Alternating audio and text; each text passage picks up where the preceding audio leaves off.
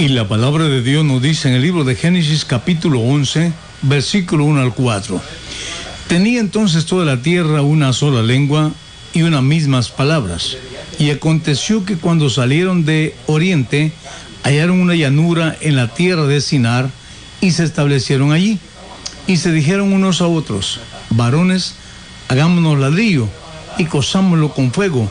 Y les sirvió el ladrillo en lugar de piedra y el asfalto en lugar de mezcla.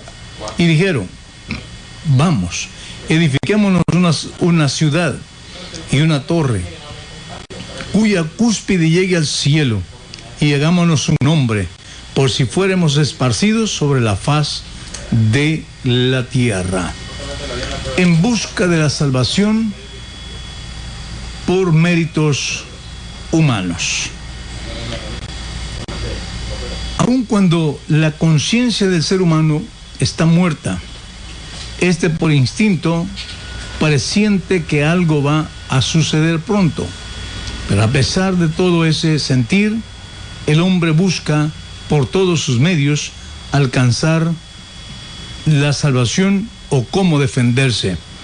Pero aun cuando la palabra de Dios dice cómo el hombre puede ser salvo y tener amistad con Dios, el hombre prefiere hacer cualquier otra cosa, aun cuando sea más difícil, pero menos obedecer lo que Dios dice. ¿Por qué? Por herencia tenemos, por Adán el caído, ese sentido de oposición. El ser humano siempre ha estado en oposición a su creador. Encontramos esos rasgos del pecado original en el hombre. El hombre está al centro de dos fuerzas. El ser humano fue hecho con libre albedrío. No es como una máquina o un robot o una bestia. Tiene derecho de voluntad en forma absoluta. Él puede decidir qué hacer en la vida. Y por eso es que muchos siempre tienen esa forma de decir: vive tu vida, déjame vivir la mía. ¿Por qué? Algunos hasta dicen: yo puedo hacer con mi vida lo que yo quiera. Y es verdad, tiene libre albedrío, puede hacer lo que quiera, pero nunca debe olvidar que de sus actos tiene que dar cuentas y que las consecuencias van a seguirle y le van a alcanzar.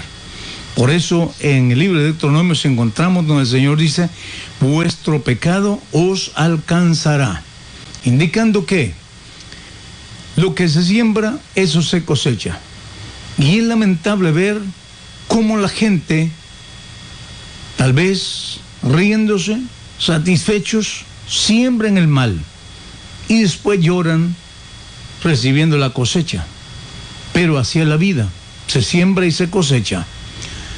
Cuando hablamos de esta porción, nos enseña que Nimrod, que es nieto de Cam, hijo de Noé, Nimrod es bisnieto de Noé, es hijo de Cus, hijo de Can. Su nombre significa rebelde. Este tipo es del anticristo, según dice 2 Tesalonicenses 2:8. Nimrod fue el que encabezó esta construcción. Era un gran ingeniero y él llamó a todas las gentes que ayudaran a hacer esa torre por la cual llegarían al cielo y se harían un nombre. Por si fueran esparcidos por el mundo, su nombre quedaría en la memoria de todos. Y es posible, en la misma roca y torre que iban construyendo, le iban poniendo señales y su nombre, como diciendo: aquí estuvimos, aquí pasamos, y aquí estuvo Nimrod, el gran ingeniero.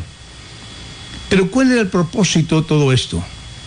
Ellos creían en el sincretismo, es decir, unir en una sola todos los credos, todas las sectas, y que no hubiera libertad de expresión, libertad de religión, sino que hubiera una sola religión en el mundo, cuyo objeto de adoración sería el ingeniero Nimrod. Y con la cúspide podían llegar al cielo. ¿Qué importa lo que Dios dice? Es importante lo que ellos están haciendo. De tal manera que vemos ahí la oposición del ser humano contra Dios. Y la razón por qué Dios descendió para apartarlos de nuevo y que no hicieran esa torre, no era porque Dios sabía que iban a llegar al cielo. Jamás sería eso. Ni tampoco ellos estarían dándole golpe de estado a Dios. Jamás. ¿Cuál fue la razón? La razón fue porque los hijos de Sem, que es la familia de Dios, eran la línea de Dios, están junto con los hijos de Cam, los hijos de Jafet, que son la otra línea, y ahora se han unido para hacer una sola mezcla. Y esto era el problema. Como dijéramos hoy día, ¿qué le parece a usted, por ejemplo, si todos nosotros decimos somos del nombre de Jesús y el otro dice nosotros somos evangélicos, nosotros somos de esto, pero al rato vámonos con la católica todos juntos y hagamos ahí lo más grande que sea del tipo religioso, hagamos una sola mezcla y todos hacemos una misma cosa? Yo quiero decirle, queremos ver a un Dios que actúa es cuando eso suceda. ¿Por qué? Porque en medio de todo el laberinto religioso, Dios tiene un pueblo que se identifica con su nombre, un pueblo que no es politeísta, no es trinitario, no es dualista, un pueblo que es unicitario, que cree en ese único Dios que se ha dado a conocer desde el principio, ese Dios a quien desde Adán, Noé, Abraham y todos los patriarcas le adoraron, le bendijeron. Ninguno de ellos fue un idólatra o un dualista. Para ellos no había más que un Dios. Y en todos los libros históricos usted va a ver al pueblo de Israel, un pueblo monoteísta, que tenían un solo Dios. Y este era el problema cuando Dios enjuiciaba al pueblo, cuando ellos empiezan a inclinarse a la idolatría. De tal manera que entonces ahora el pueblo de la descendencia de Sem es el pueblo que Dios ha escogido. Y ahora están unidos con los hijos de Cam, que están en la otra línea que representa al anticristo. Por eso Nimrod, su nombre significa rebelde, que es un tipo ya del anticristo. Es decir, era la religión que Caín inició. Pero ahora está con más fuerza, el mundo ya está lleno de personas y entonces lo que están haciendo es un solo bloque, una sola religión, y la adoración sería al hombre, a Nimrod. Vemos ahora ellos construyen la torre. A este lugar le llaman Babel. Es la primera palabra que se encuentra en la Biblia, de donde se amplía la palabra más tarde Babilonia, de Babel. Empezó con una torre, luego llegó a ser una ciudad, la más grande en el imperio mundial político. Ahora, la Gran Roma, la Babilonia eclesiástica que abarca el mundo hoy día. No pudieron mantenerse, la Babilonia política no pudo mantenerse. Los medo-persas los desbancaron. Entonces, más tarde, se levanta ya como imperio, que era Roma. Pero también perdió. Y vino a ser la iglesia imperial más tarde.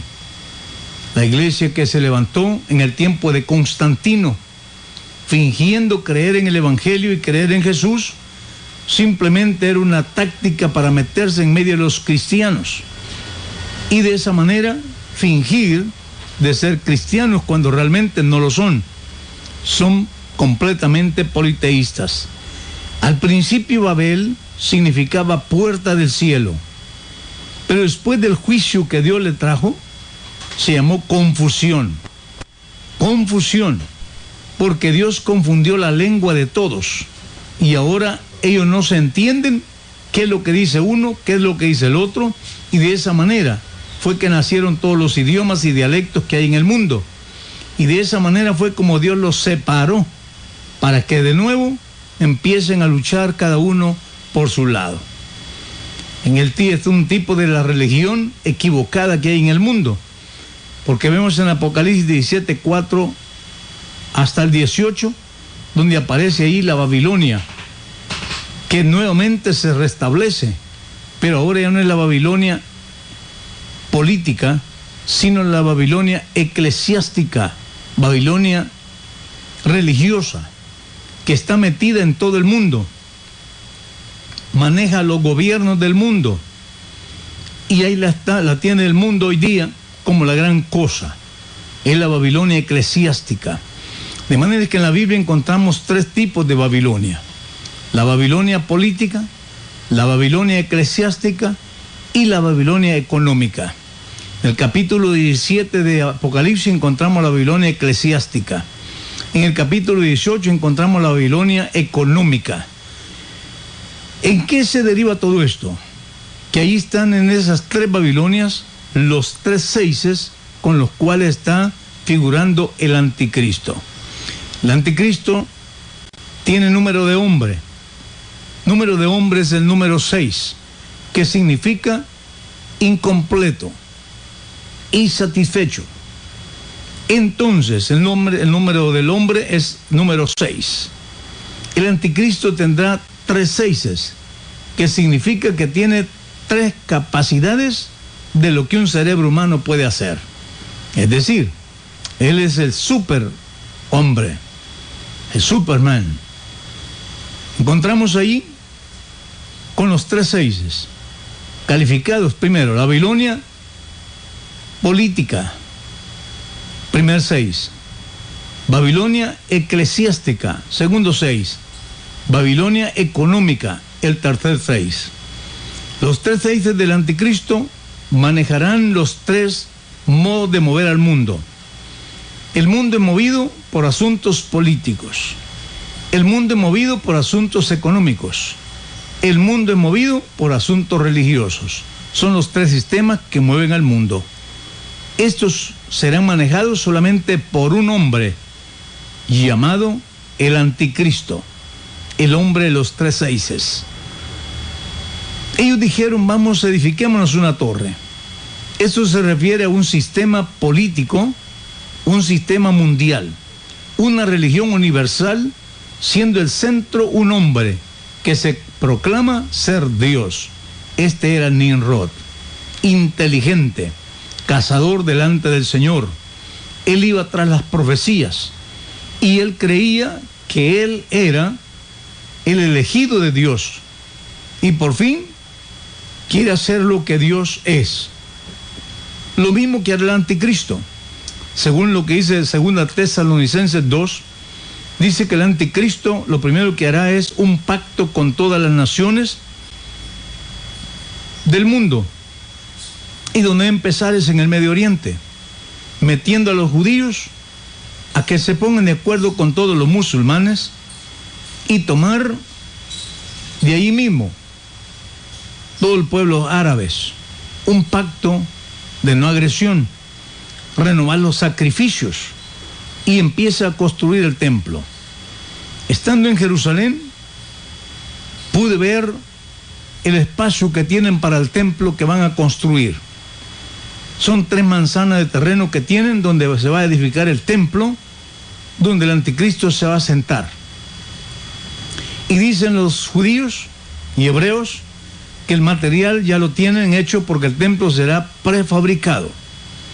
Gran parte del material lo tienen en Francia, otra parte la tienen en los Estados Unidos, y dicen ellos que el día que tengan la orden de construir el templo, en 30 días lo tienen hecho, porque todo ya está hecho, solamente es de armar, nada más. Y la pregunta que les hacíamos a los hebreos que nos explicaban todo esto es: ¿cuándo van a empezar? ¿O por qué no han empezado? Y ellos dicen: es que no tenemos orden para empezar. Y le preguntamos: ¿quién les va a dar la orden? No sabemos, pero tiene que haber un hombre, superhombres en el mundo, religioso, para que nos dé eso. El anticristo va a tener una cara religiosa que va a convencer a los mismos incrédulos. Los va a convencer, ellos creyendo que Él es Dios. También a todos los hombres de negocio, que ahora mismo ya está establecido eso, los hombres de negocios religiosos, también estos vienen al mismo campo. Usted sabe que hay un sistema del Banco Mundial que se conoce, que todos los países están enjaranados con él. Ese lo va a manejar el anticristo. Y así también el sistema político. Esto se refiere a ese sistema religioso.